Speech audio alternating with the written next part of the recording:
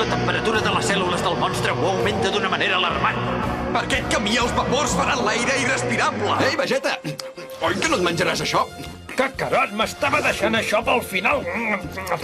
Potser per la cara no coneixeu el Marc Zani i en Joan Sanz, però per la veu sí, oi? Ells són en Goku i en Vegeta de Bola de Drac. Marc, Joan, han passat 20 anys des de que vau començar a doblar aquests personatges. Com ha canviat tot amb internet?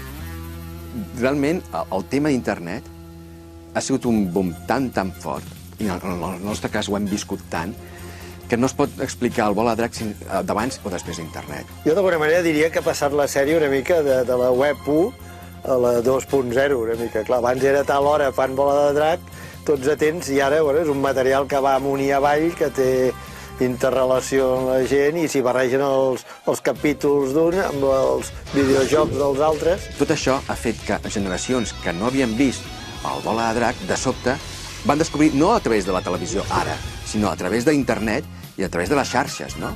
En Marc i en Joan rebien tantes preguntes a través de les xarxes que finalment van decidir escriure un llibre. Què hi expliqueu?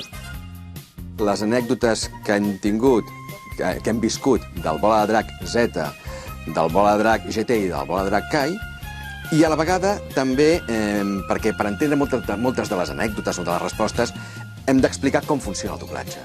I llavors també serveix aquest llibre, també expliquem com funciona una mica el doblatge a través d'una manera divertida, a través d'anècdotes i experiències que hem tingut. Què passa, Vegeta? Vols que tornem a canviar? Deixa'm lluitar una mica més. No sé per què em preguntes què vull, si igualment sempre fas la teva, tu.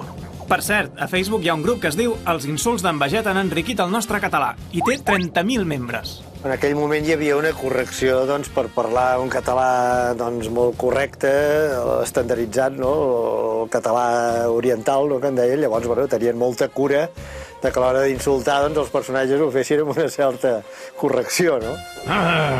Tros de totxo aixelebrat. Així només eres un bocamoll. Tros de quònia! Aquest mocós buscabrega. Aquella frase de aneu a prendre un got de llet calentona, no sé per què, jo he arribat a veure fins i tot samarretes. Vosaltres aneu a casa i preneu-vos un got de llet calentona. Hi ha hagut gent que li encanta i t'ho fan dir i són feliços, escolta, si ells feliços, nosaltres també, no?